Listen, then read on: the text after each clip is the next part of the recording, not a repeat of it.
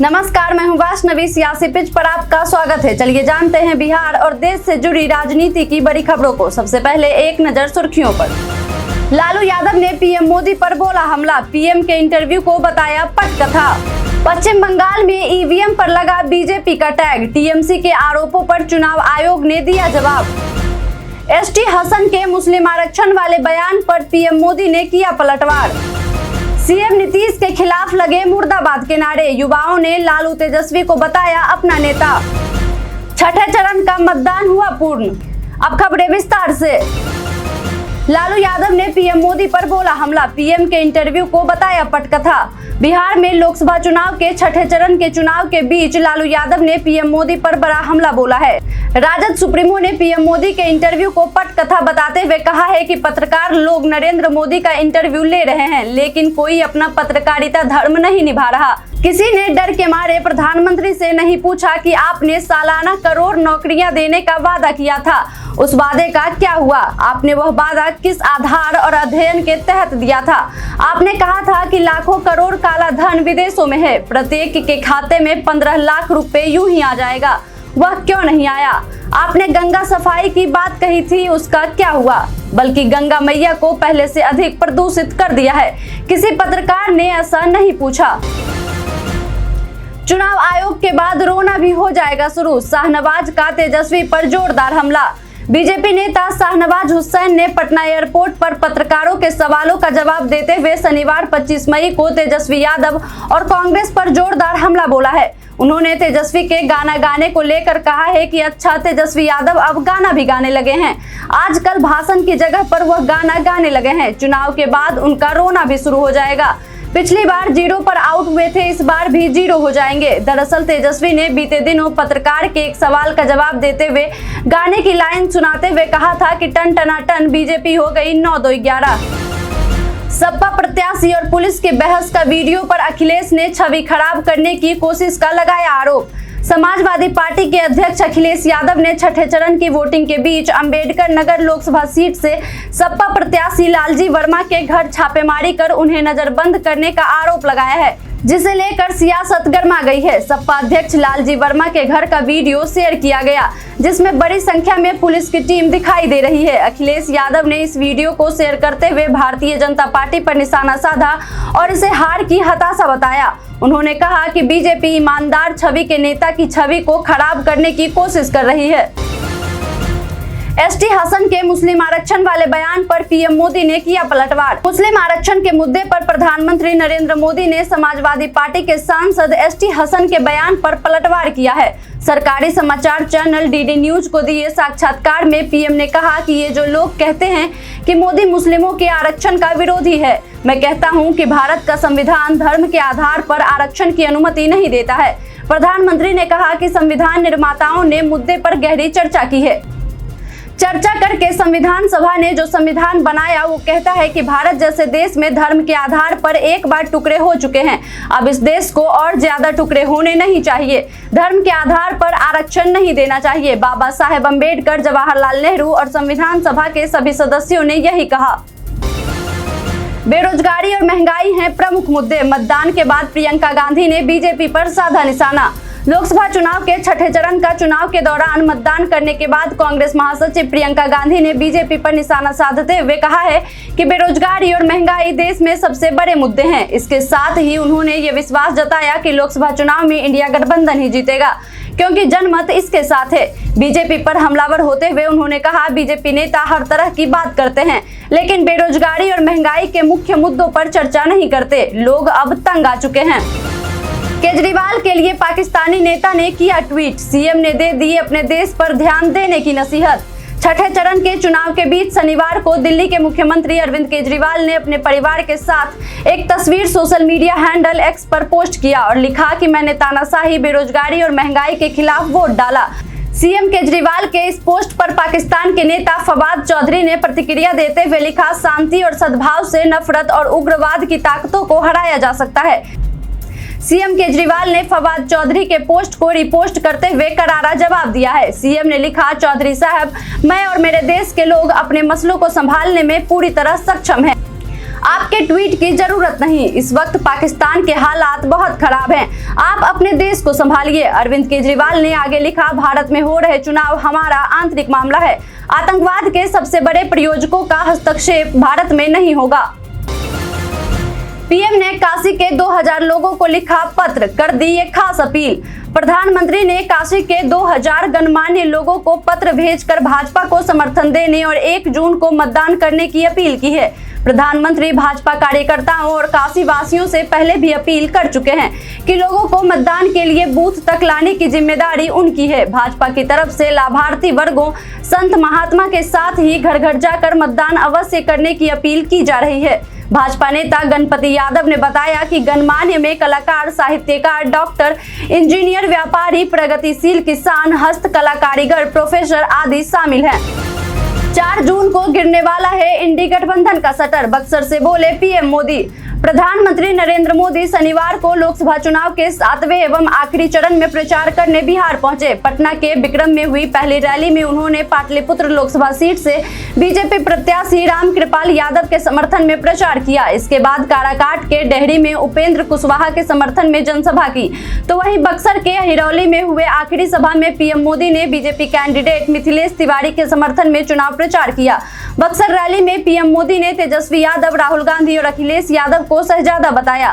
साथ ही कहा कि 4 जून को लोकसभा चुनाव का रिजल्ट आने के बाद इनका शटर गिरने वाला है।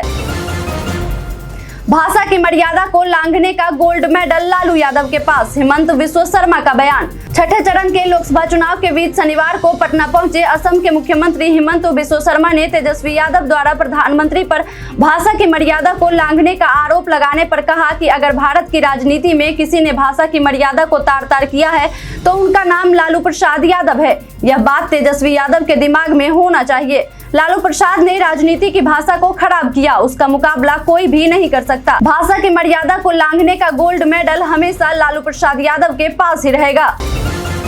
छठे चरण के मतदान के बीच हुआ विधायक का हार्ट अटैक से निधन। लोकसभा चुनाव के छठे चरण में वोटिंग के बीच शनिवार को निर्दलीय विधायक राकेश दौलताबाद की 45 वर्ष की उम्र में हार्ट अटैक से निधन हो गया।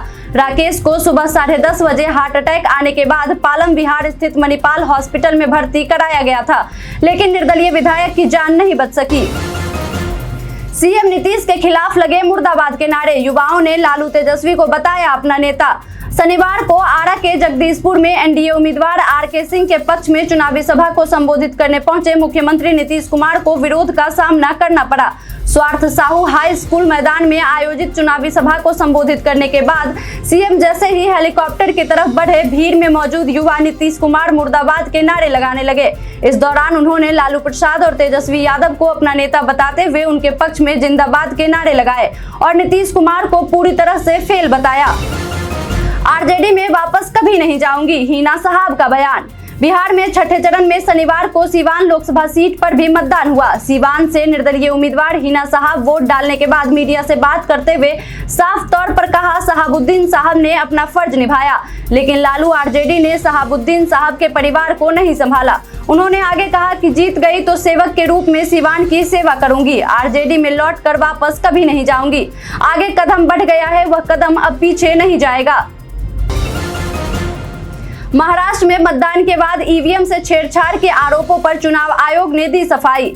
महाराष्ट्र में लोकसभा चुनाव को लेकर मतदान संपन्न हो चुका है। वहीं वोटिंग के बाद यहां कई वीडियो वायरल हो रहे हैं जिनमें ईवीएम मशीनों के साथ छेड़छाड़ करते हुए देखा जा रहा है। इन वीडियो के साथ बताया जा रहा है कि महाराष्ट्र में वोटिंग के दौरान ईवीएम से छेड़छाड़ की गई है। वहीं अब इन वीडियो के सामने आने के बाद चुनाव आयोग ने इस पर सफाई दी है। आयोग की तरफ से कहा गया है कि ये सब पुरानी वीडियो हैं और महाराष्ट्र ईवीएम के साथ कुछ नहीं हुआ है। चुनाव आयोग का कहना है कि अन्य राज्यों के कुछ पुराने वीडियो सोशल मीडिया के माध्यम से वायरल हो रहे हैं, जिसमें शरारती तत्व चुनाव प्रक्रिया को खराब करने की कोशिश कर रहे हैं। चुनाव आयोग ने स्पष्ट किया है कि ये वीडियोज लोकसभा चुनाव से संबंधित नहीं है। मतदान के बाद मनोज तिवारी ने कन्हैया कुमार पर साधा निशाना। दिल्ली की 7 लोकसभा सीटों पर वोटिंग के बीच बीजेपी सांसद और उत्तर पूर्व दिल्ली से प्रत्याशी मनोज तिवारी ने भी शनिवार को मतदान किया। वोटिंग के बाद कांग्रेस प्रत्याशी कन्हैया कुमार पर निशाना साधते हुए उन्होंने कहा, यह वोट देश हित में है और हर व्यक्ति प्रधानमंत्री नरेंद्र मोदी जी के साथ है। विपक्ष के लोगों ने अपना परिचय दे दिया है। एक सवाल के जवाब में उन्होंने कहा, देखिए, बिहार को बदनाम मत कीजिए। बिहार भारत माता की जय कहने वाला प्रांत है। बिहार टुकड़े टुकड़े गैंग वाला नहीं है। कांग्रेस नरेंद्र मोदी के विचारधारा के खिलाफ, खड़गे का पीएम मोदी पर प्रहार। देश में विपक्षी गठबंधन के चुनाव जीतने के बाद प्रधानमंत्री कौन होगा, यह सवाल विपक्ष के नेताओं का पीछा नहीं छोड़ रहा है। शिमला पहुंचे अखिल भारतीय कांग्रेस कमेटी के अध्यक्ष मल्लिकार्जुन खड़गे ने इस सवाल का जवाब देते हुए कहा कि गठबंधन का प्रधानमंत्री कौन होगा, यह सवाल कौन बनेगा करोड़पति जैसा हो गया है। उन्होंने कहा कि गठबंधन की सरकार बनने पर विपक्ष के सभी नेता मिलकर तय करेंगे। इस दौरान खड़गे ने आरोप लगाया कि प्रधानमंत्री नरेंद्र मोदी देश को हिंदू और मुसलमानों में बांटने की कोशिश कर रहे हैं। उन्होंने कहा कि कांग्रेस प्रधानमंत्री नरेंद्र मोदी के खिलाफ नहीं है, बल्कि उनकी विचारधारा के खिलाफ है। पीएम मोदी के साथ है दैवीय शक्तियां, कंगना रनौत का बयान। बॉलीवुड एक्ट्रेस और मंडी लोकसभा सीट से बीजेपी उम्मीदवार कंगना रनौत ने एबीपी न्यूज से बात करते हुए पीएम मोदी को लेकर बड़ी बात कह दी है। जब उनसे पूछा गया कि आपका प्रचार क्या यहां पर सफल हो रहा है, इस पर जवाब देते हुए कंगना ने कहा कि पीएम मोदी को लेकर जो उत्साह है वो नेता ही नहीं, लोग उनकी पूजा करते हैं। कंगना ने कहा कि यह कहना गलत नहीं होगा कि लोग उन्हें भगवान ही समझते हैं। कंगना रनौत ने पीएम मोदी की तारीफ करते हुए कहा कि जो छोटे मुकाम से इतनी उपलब्धियों पर आए तो कहना गलत नहीं है कि मोदी जी के साथ कोई दैवीय शक्तियां हैं। सीएम सुखविंदर सिंह सुक्खू ने सुधीर शर्मा पर फिर लगाए गंभीर आरोप।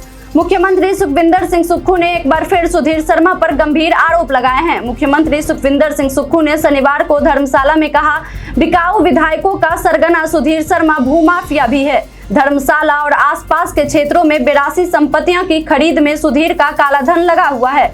पूर्व विधायक ने यह संपत्तियां अपने ड्राइवर नेक राम के नाम खरीदी हैं। 3 साल में इन जमीनों की खरीद की गई। ड्राइवर के पास 10 करोड़ रुपए कहां से आए? दुबई, पालमपुर, शिमला, मनाली और चंडीगढ़ में भी बिकाऊ पूर्व विधायक सुधीर की बेनामी संपत्ति है। छठे चरण का मतदान हुआ पूर्ण। शनिवार को छठे चरण में बिहार के 8 लोकसभा सीटों पर मतदान पूरा हुआ। इनमें वैशाली, सीवान, महाराजगंज, वाल्मीकिनगर, शिवहर, पूर्वी चंपारण और पश्चिमी चंपारण शामिल है। छठे चरण में बिहार में लगभग 50% मतदान दर्ज किया गया। बता दें कि छठे चरण में देश में 2 केंद्र शासित प्रदेशों समेत 8 राज्यों की 58 लोकसभा सीटों पर मतदान पूरा हुआ है। छठे चरण में बिहार में लगभग 55% मतदान दर्ज किया गया।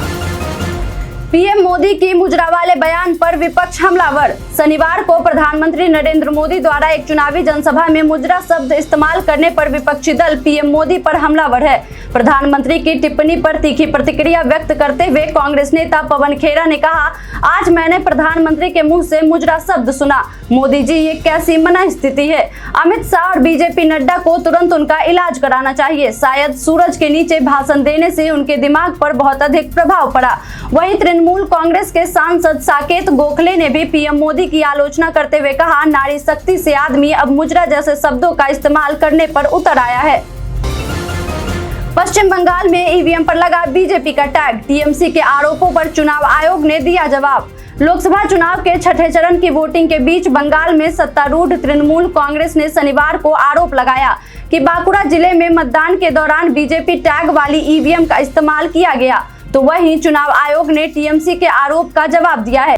चुनाव आयोग ने एक्स पर एक पोस्ट में कहा कि ईवीएम की कमीशनिंग के दौरान जनरल एड्रेस टैग पर वहां मौजूद उम्मीदवारों और उनके एजेंटों द्वारा हस्ताक्षर किए जाते हैं। चूंकि उस दौरान कमीशनिंग हॉल में केवल बीजेपी उम्मीदवार के प्रतिनिधि ही मौजूद थे, इसलिए उस ईवीएम और वीवीपैट को चालू करने के दौरान उनके हस्ताक्षर लिए गए। चुनाव आयोग ने कहा है कि कमीशनिंग के दौरान चुनाव आयोग के सभी मानदंडों का पूरी तरह पालन किया गया था। इसकी सीसीटीवी रिकॉर्डिंग और विधिवत वीडियोग्राफी भी की गई थी। हिमाचल से अमित शाह ने दिया बड़ा बयान। गृह मंत्री अमित शाह ने ऊना में दावा किया है कि हिमाचल में कमल के फूल वाली सरकार बनने जा रही है। उन्होंने कांग्रेस सरकार पर झूठी गारंटी देने का आरोप लगाया। अमित शाह ने कहा कि सभी 6 विधायक कांग्रेस छोड़ बीजेपी में आए हैं। उन्होंने लोकतांत्रिक मूल्यों के आधार पर इस्तीफा दिया और प्रधानमंत्री नरेंद्र मोदी के नेतृत्व पर विश्वास किया है। उन्होंने आगे कहा कि हिमाचल प्रदेश में 4 सांसदों की जीत के साथ 6 विधायकों की भी जीत होगी और हिमाचल प्रदेश में भी कमल के फूल वाली सरकार बनेगी। उन्होंने जनता से अपील की है कि वह हिमाचल प्रदेश में एक बार फिर डबल इंजन वाली सरकार बना दें।